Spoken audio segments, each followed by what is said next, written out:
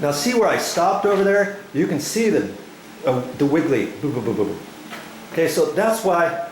And if you don't care about that, you could do that throughout your entire floor. But I would want to try to blend those in accordingly. But you see, I'm not going to finish this room. In fact, I can walk on this floor now. You know, if I put any marks on it, I'm not really too concerned because I still have this in my way. I've got to take that out, and even I've got to disconnect it, pull it all apart. It's a little sauna, and that sucker works really good. I still got carpet down, so I still have my work cut out for me in this particular room. And once I take all that out, let's say I finish this little section of room and it's perfect all the way to the floor tiles right here. And then I think, okay, at least I won't have to touch this floor over here anymore. I'm going to do this floor here the same way, and I'm going to blend it in just like how Joe was telling me. I wasn't telling you that, because if you try to blend that in, I'll give you 99 to 1 that you'll be able to blend it in without showing a line going across there, okay? Now don't get too upset. When you get to that point of this room, then you're going to spray it from left to right. And you're going to start over here on the right. Or I always try to go from right to left, I guess.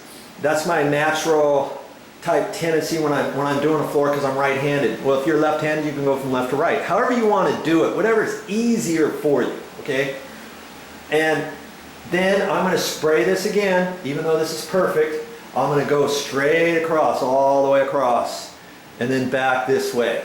And then move back towards me and do some more and do some more until I back right outside the bedroom door. Then I'll be done with this floor, ready for it to be sealed. Hope you learned something. Okay, now see here, one last thing. Remember I sponged this off, so if you're trying to blend it in, you see there? No matter what you do, you're going to get a squiggly line wherever you stop the stain, or wherever you stop your sponge. And your sponge, that's why when your sponge gets really super wet, you've got to kind of clean off most of it, because there's no way you can do this whole thing without making any sponge marks at all. There's only so far your hand's going to go before you have to then blend that in, but it's a lot easier if you do it all in one go. See, you're gonna have little spots in certain areas. See over there, you've got a little one. Right there, you've got a little bit. Right in here, you've got a little bit. Right over there, you've got something. It all creates some character to your floor. Okay, but the last thing you want is a big long line where you stop the stain or your sponge. Now this goes, if this was old concrete subfloor, and if you didn't have that ugly mastic on there, look at this. I've scraped this floor, and I've also scrubbed it once with the steel brush, and I was almost thinking we could almost stain over this.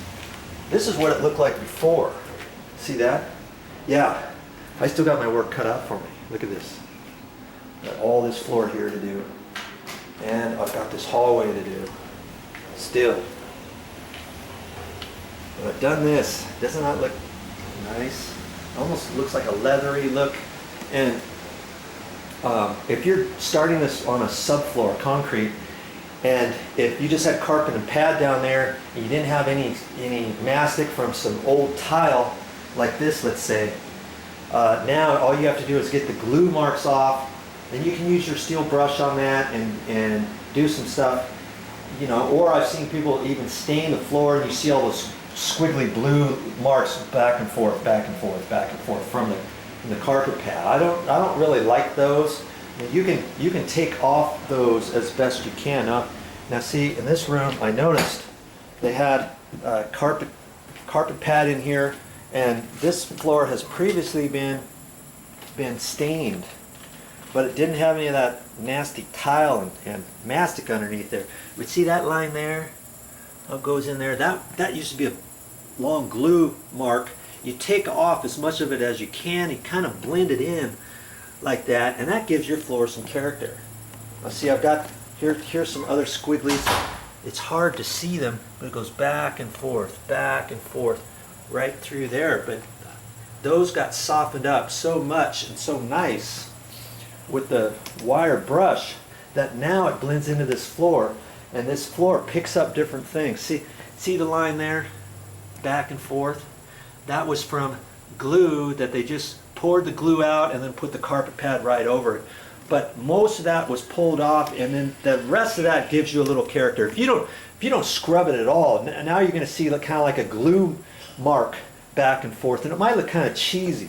It's all up to you as how much work you want to put into it. Okay.